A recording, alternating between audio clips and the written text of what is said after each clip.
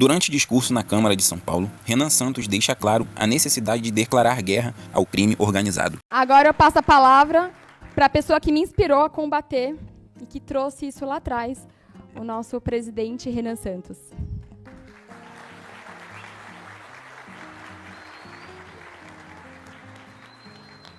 Presida.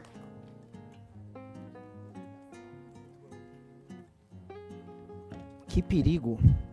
Ela abre ramo do Briga com o Crime falando que se inspirou em mim, né? Logo ela mais perseguida aqui. Boa noite, amigos. Bom, eu queria agradecer. Eu não sei fazer essa parte regimental, que na figura do nosso prefeito, cumprimento a todos. Não sei seguir essa ordem regimental, mas na figura do prefeito, da Amanda, de todo mundo, tá todo mundo devidamente cumprimentado. Para quem não me conhece, meu nome é Renan Santos, sou um dos fundadores do Movimento Brasil Livre e gosto de arrumar umas confusões aqui com a galera. E, enfim, tenho que manter certo formalismo aqui na forma de me colocar, mas, enfim, acho que vou trazer aqui uma mensagem muito sobre o que nós devemos fazer, sabe? A gente viu boas iniciativas aqui, oriundas do Executivo, boas iniciativas oriundas do Legislativo. E tudo isso, ou quase tudo, em termos de boas iniciativas no combate ao crime, param e sempre param numa legislação, parte dela plasmada na nossa Constituição, que facilita a vida do crime. Temos aqui muitos agentes de segurança aqui, policiais municipais. E quantas vezes eles não saíram às ruas, se colocaram numa posição de risco para a própria vida enfrentando o crime, e ao deter um vagabundo, um criminoso, descobrem que ele sai da delegacia horas depois, ou dias depois, sendo que muitos deles contam com assessoria jurídica do primeiro comando da capital, em São Paulo, no Rio de Janeiro do Comando Vermelho, contam com ONGs e até setores da própria imprensa que apoiam, estão de olho para ver se houve algum tipo de violação. E eu não estou aqui com um discurso estilo, só vamos matar esses vagabundos. Não, a gente vive num Estado democrático de direito. Mas o nosso Estado democrático é de direito ou ele é parcialmente de direito, fazendo com que a sua vida, ou a vida de todos nós, seja impedida de ser executada na sua plenitude, porque nós somos, na prática, os presos nessa situação. Os nossos agentes de segurança prendem os bandidos são soltos e o cidadão fica devidamente preso. E como preso? Se você for olhar, se você mora numa casa, sua casa tem muro ou tem grade? Todos aqui. Se você mora num prédio, provavelmente tem um segurança, uma pessoa que vai brecar a entrada de pessoas, porque o seu prédio provavelmente também tem muro e também tem grade. A sua casa provavelmente vai ter, se você mora numa residência, grades nas janelas. E as portas têm que ser minimamente reforçadas. Se você sai de carro, seu carro vai ter um insufilme. Não blindado, porque não somos ricos aqui, mas né, você, no mínimo, quer que o bandido não veja a bolsa ou o celular. Se você anda com o celular na rua, você tem que esconder ele, porque ele pode ser roubado. Se você olhar e prestar atenção, boa parte do seu dia é determinado pela falta de segurança pública. Boa parte do dia a dia de qualquer pessoa absolutamente comum é determinado por isso. E a gente no Brasil, como a gente tem uma grande capacidade de adaptação, o brasileiro é muito adaptável, a gente se adapta e dá risada disso. Tem algumas pessoas que compram o famoso celular do bandido. Quem aqui não tem guarda um celular velho, se vai ser assaltado, você dá o celular velho pro bandido. Isso se tornou recorrente e a gente naturaliza, porque na ânsia de tentar talvez viver uma vida normal, a gente cria simulações de mundo real e vai se adaptando. Ora, eu não quero me adaptar a isso. Quando alguma pessoa vai embora do Brasil, ou vai e visita um país de primeiro, ou visita um país de terceiro mundo como a Argentina, fica chocado, nossa, Buenos Aires a vida é normal. Sim, porque você é tratado como um animal aqui. Você é tratado como um animal acuado. E todas as vezes que a gente vê campanhas de enfrentamento ao crime na imprensa, a palavra que vem é paz. A palavra é sempre paz. Quem lembra da campanha Sou da Paz, 1997? Pombinha, Sou da Paz, vamos desarmar a população. E eu não sou um dos que acha que armar a população vai resolver isso, tá? Não sou, ainda que eu seja favorável ao direito do porte e tal. O ponto é, nós tratamos a questão que é uma guerra sob o prisma de alguém que está buscando paz. E as pessoas que querem guerra conosco, as pessoas que fazem com que todos nós vivamos cercados por trás de grades, aceitamos uma situação de paz. Não, eu quero pacificação. Pois bem, eu acho que a chave dessa discussão de hoje é, cansamos de buscar a paz. É uma mentira que a gente está aqui para buscar a paz. Nós queremos a guerra. Nós precisamos de uma guerra. Nós precisamos prender e matar os líderes das facções criminosas que fazem que nós sejamos eternas vítimas. E às vezes falar isso soa absurdo, eu peço desculpa para as autoridades por falar isso aqui. Mas nós precisamos prender e matar as lideranças do crime organizado. Chega do... Assim, nós perdemos vidas de policiais, e é uma coisa muito esquizofrênica, né? O Estado brasileiro paga as forças de segurança, e ao mesmo tempo paga eventos que cantores e heróis para a juventude cantam músicas tecendo loas a quem mata policiais e forças de segurança. Eventos públicos. Isso acontece em todo o Brasil, e por isso os vereadores aqui presentes, que protocolaram pela Antiruan, sabem e estão presentes, alguns rodaram o Brasil inteiro para estar presente aqui. Porque isso acontece o tempo todo. E aí, nós vemos aquelas discussões completamente vazias. Surge, sei lá, uma Tabata Amaral. Precisamos de inteligência. Ora, temos inteligência, o Smart Sampa é inteligência.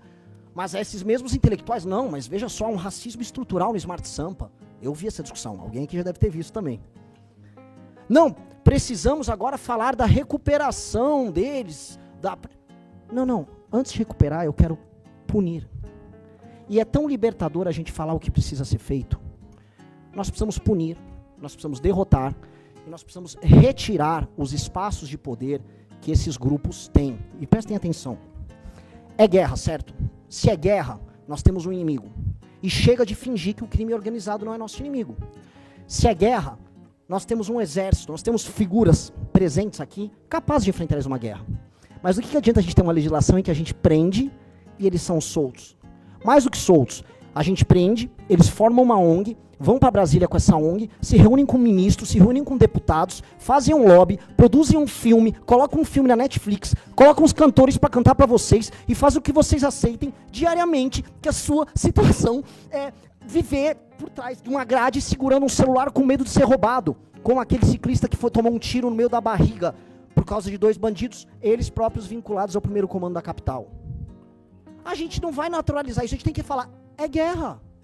E é guerra, e da presidência da República, aos governos estaduais, aos governos municipais, a gente tem que parar de fingir que não é uma guerra. Porque os nossos adversários, os nossos inimigos, acham que é uma guerra. Eles se preparam para a guerra. Eles têm armas, eles cantam, eles tecem loas às armas, ao arsenal que eles carregam. Eles nos enfrentam nas ruas como se guerra fosse. E nós vamos ficar aqui fazendo pombinho e fingindo que é Sou da Paz? Chega do Sou da Paz, eu não quero paz, eu quero uma guerra.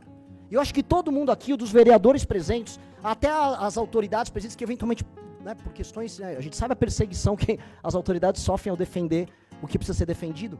Todo mundo sabe que é isso. E aí a gente vai ver a DPF das favelas que estava lá rolando no STF, o STF se posicionando de uma maneira, no mínimo, curiosa, sobre o enfrentamento ao Comando Vermelho que atua lá no Rio de Janeiro. E a gente fica pasmo, olhando, tomando medidas paliativas. Nós temos que ter um direcionamento e um caminho.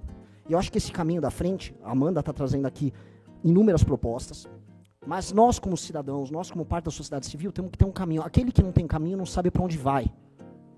Nós precisamos alterar as leis que estão na Constituição que impedem a gente de ter prisões muito duras.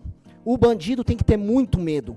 O cara tem que ter mais medo. O cara tem que ser dissuadido antes de cometer o crime. E ele tem que ter muito mais medo de sair à rua para cometer o crime do que você para andar com um celular velho. Um celular, uma porcaria de um celular, que você paga uma fortuna com impostos caríssimos para ficar com medo de andar ali na rua, achando que você está ostentando, tendo a porcaria de um aparelho feito na China que ninguém liga, porque o mundo inteiro tem esse aparelho e você acha que ele é um objeto de desejo, simplesmente que tem um cara, um criminoso querendo tomar ele de você. E aí pedem para você ficar em paz, buscar a paz, falar como nós vamos recuperar. Eu não quero me preocupar em recuperar ninguém agora. Enquanto tiver alguém solto de uma facção, enquanto uma facção controlar 1 centímetro de território no Brasil, significa que nós estamos perdendo essa guerra. E isso nós temos que propor para nós enquanto geração. Qual é o papel da nossa geração? Aceitar ficar na paz, sendo dominado por esses caras, ou aceitar definitivamente ir para a guerra? Nós temos que ir para a guerra, e é a única coisa que importa. Se tem uma facção que controla um pedaço do território brasileiro, não importa em São Paulo, no Rio, a gente sabe o que está acontecendo no Brasil inteiro, aqui temos representantes do legislativo do Brasil inteiro. Todo mundo sabe que algum naco do seu estado é controlado pelas facções criminosas. Todo mundo sabe disso. É aberto, é público, é notório. Enquanto nós ficamos fingindo que isso não é um problema e que nós somos reféns no nosso suposto Estado, a gente vai ficar se iludindo, vivendo com aquelas casas, com aquelas grades, com até a barriga para o carro entrar, para o carro caber na garagem, né? Com segurança em prédio, para quem pode, e negando o óbvio. Nós somos um bando de refém. Eu prefiro ser um refém que luta para não ser escravo do que acordar e correr o risco, como a Amanda está correndo, e declarar guerra a esses caras. Com eles ameaçando você, mandando mensagens de morte, afirmando que você tem que desistir, que vai te matar, que no caso dela, por ser mulher, e as mulheres sempre, aliás, as mulheres que estão aqui presentes são muito corajosas, porque elas sempre sofrem ameaças muito mais duras do que nós homens, mas muito mais duras. E é isso. Ou a gente declara guerra como ela está declarando, ou a gente vai ficar na fingição. Eu não aguento mais fingir. A gente tá montando, eu não vou fazer propaganda de nada. A gente está montando um partido político cujo nome é Missão, simplesmente para isso. Se a gente conseguir cumprir, e se a minha geração, não importa aí sim, o partido político de todos vocês, a orientação política de todos vocês, tá? Ou as afiliações e as afeições político-partidárias de cada um. Se nós pudermos todos declarar guerra ao crime e fazer o óbvio e permitir que nossas polícias possam caçar, prender e, no caso, se houver resistência, levar a óbito quem causa o terror na nossa vida, nossa geração vai ser marcada como uma geração vencedora e não como uma geração que se acovardou e ficou escondida pregando paz num país que só quer a guerra. Muito obrigado a todos.